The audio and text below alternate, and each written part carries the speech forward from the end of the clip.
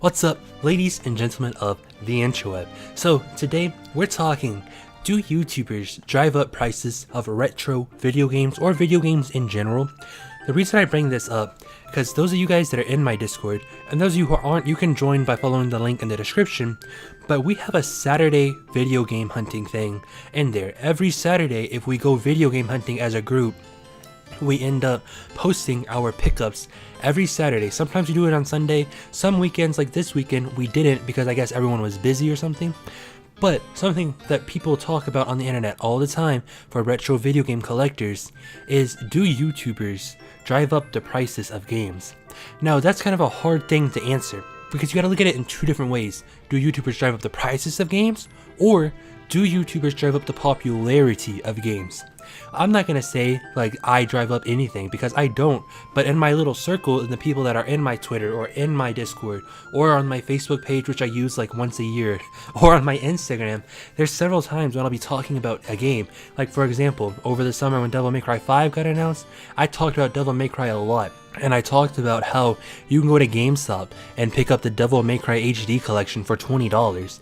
And I got like 3 or 4 people to go out and buy that game and give it a shot because I made it seem cool. So I know if I can do that on a small scale, then obviously the big YouTubers like Metal Jesus Rocks, who is in the thumbnail, linked to his channel in the description below, he can definitely do that on a bigger scale with the games he talks about, especially in his hidden gem videos.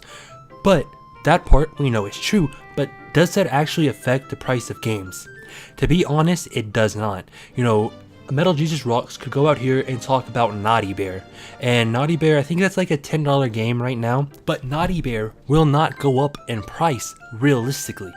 It might be hard to find a copy for a month or so, but it's not gonna go up in price. eBay scalpers, they'll raise the price for sure, because eBay scalpers are very, very bad people.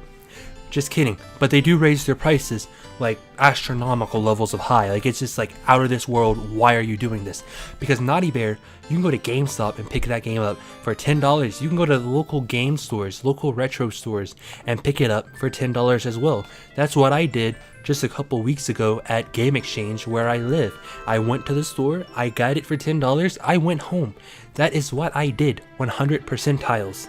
But you gotta look at some of the other stuff that people do have strong evidence for about prices going up, because he has made videos about things and then the price goes boom right up to the top, and it's just kind of weird to see that because it does come back down. So it's only like a temporary like thing you have to deal with. It doesn't make a whole lot of sense why people get so worked up and angry about it, but you know, it's just one of those things. You gotta like take the good with the bad. One, you wouldn't know about this game if someone like Metal Jesus didn't talk about it, and two, if he raised the price, it's gonna come back down. You don't have to buy it off of eBay. You can go to Amazon, GameStop, Game Exchange, Final Boss Games, Pink Gorilla, wherever you want to go, and it's not going to be a different price. It's still going to be the price it was before these people talked about it. You're only going to have to deal with scalper prices if you go through eBay. Most people are not going to go through eBay. Most people buy their games at pawn shops, actual video game stores, bookstores like Half Price Books, for example. I've bought a lot of games there that are actually cheaper than they are IRL, like Tony Hawk's Pro Skater for the PlayStation 1. Now yes, Tony Hawk Pro Skater, the best way to play it is on the Nintendo 64. I'm not going to argue with that, that is fact. But I wanted to pick it up on the PlayStation 1 just to try it out again, because I haven't played that since I was a little kid.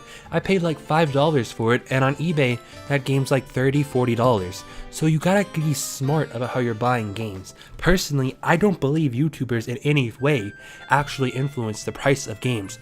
That's up to the scalpers to change it, you know. Metal Jesus Rocks, Radical Reggie, whoever, they're not out here saying, hey guys, raise the price for this, I'm gonna talk about it, it's gonna be a business transaction between you and I, alright? Alright, cool, got it.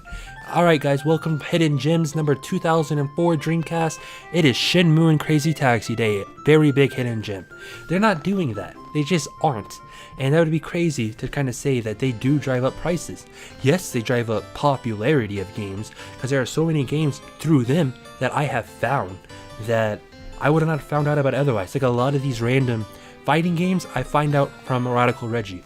a lot of these old school PC, old school Nintendo, old school PlayStation kind of RPGs and just games in general, I find out a lot from Metal Jesus Rocks. Metal Jesus Rocks is kind of like a template for when I buy new consoles. Like when I finally got a Nintendo 3DS, I watched his hidden gems and his, well, not really hidden gems, but his buying guide video.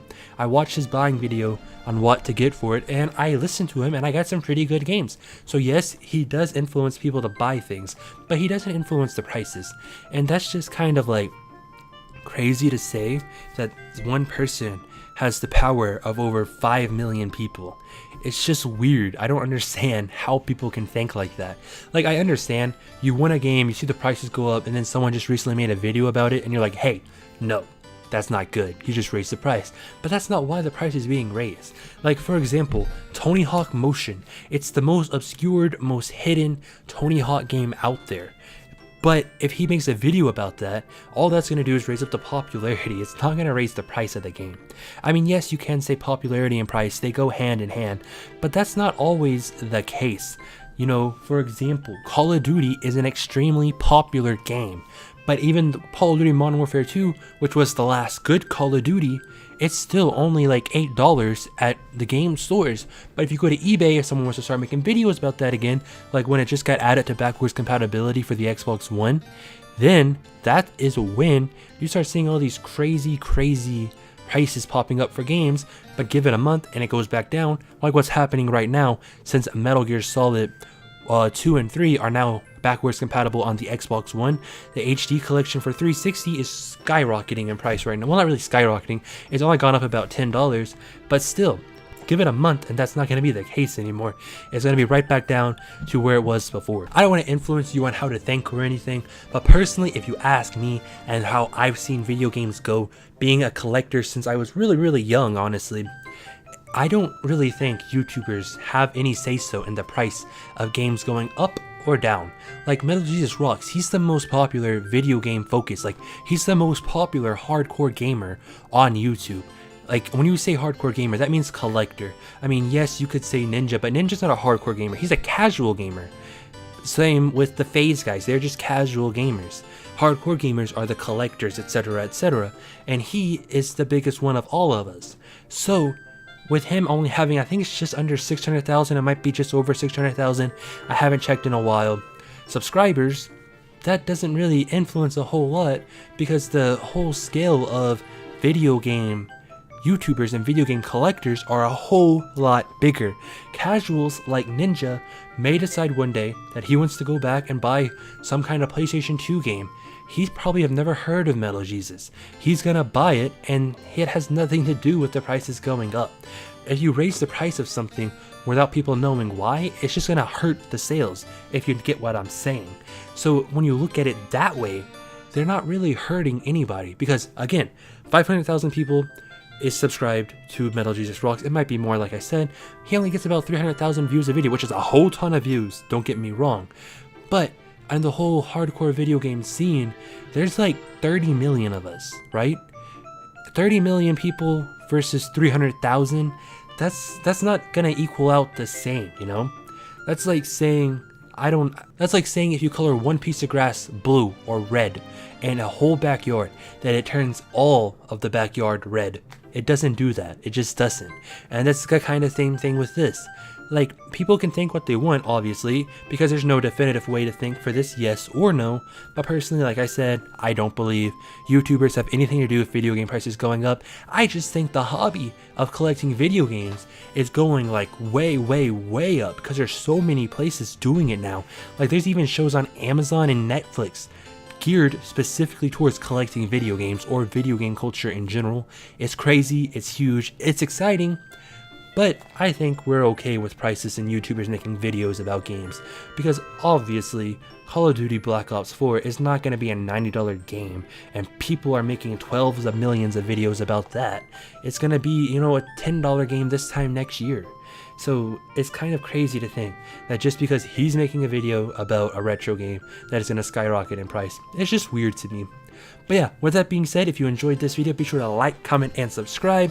And by the way, if you're a long-time viewer of the channel, over like the next 2 weeks, you're gonna see some videos that you probably didn't expect from me, because these are videos I made over the last month that like I didn't end up editing, I just made them. So you might be seeing some weird things that you don't expect, like reviews and whatnot of things that no longer matter. So just keep with that, because I was like dead for like a month. But anyways, with that being said, try not to die, don't forget to like, comment, subscribe, and I'll see you in the next video.